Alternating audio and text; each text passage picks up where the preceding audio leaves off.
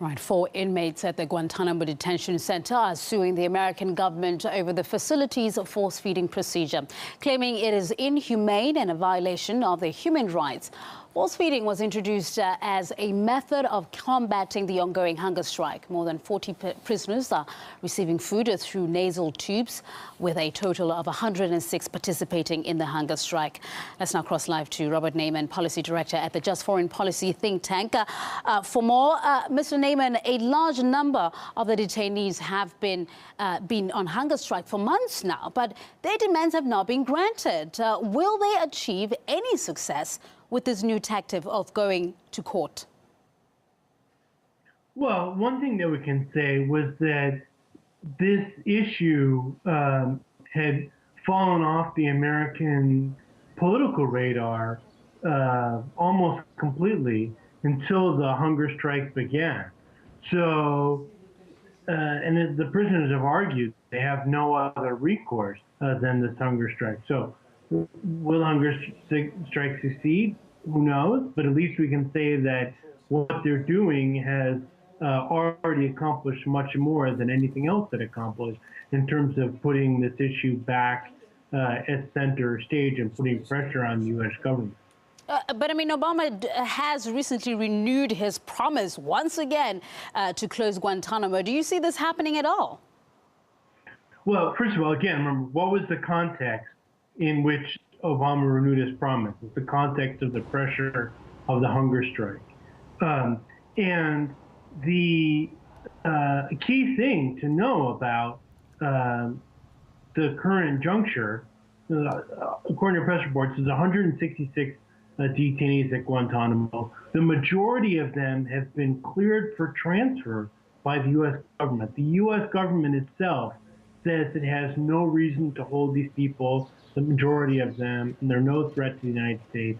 And in fact, the majority of the detainees now at Guantanamo come from a single country, Yemen. And a third of the detainees now at Guantanamo are Yemenis who've been cleared for transfer.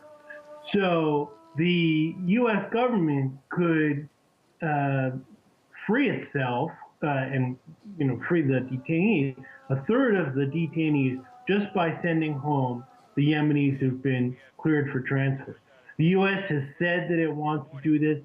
The Yemeni government has said that they're ready to receive them and, want very much the U.S. to send them home. I was just a couple weeks ago in Yemen. This is something that, an issue that people in the Yemeni government are seized on.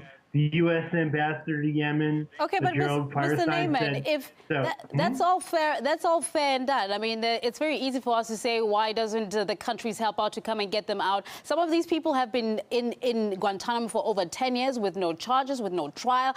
So what makes them think that now, by suing the government over this force-feeding procedure, will they now be able to get some reaction from the U.S. government or from authorities at all?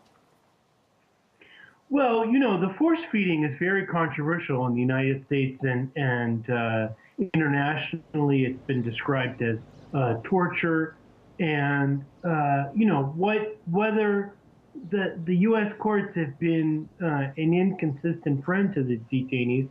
Some of the detainees have gotten relief from U.S. courts. The Supreme Court has held that the detainees do have a habeas corpus right to sue on their detention. Some of the detainees have been released as a result of court battles. The 4 who have sued are all detainees that have been cleared for transfer by the U.S. government. So the U.S. government case for holding them is holding them at all this week.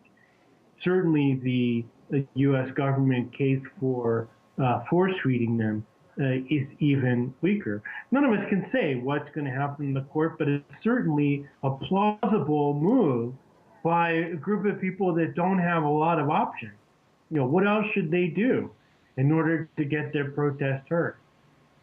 Well, I guess that is the main question. I suppose now we're just going to look out to see if the attorneys themselves can actually get this case to the people who need to hear it, and hopefully something could be done to the respect of those prisoners who have said that they're being force-fed. That's Robert Neyman for Just Foreign Policy think tank, just giving us his analysis on the situation there.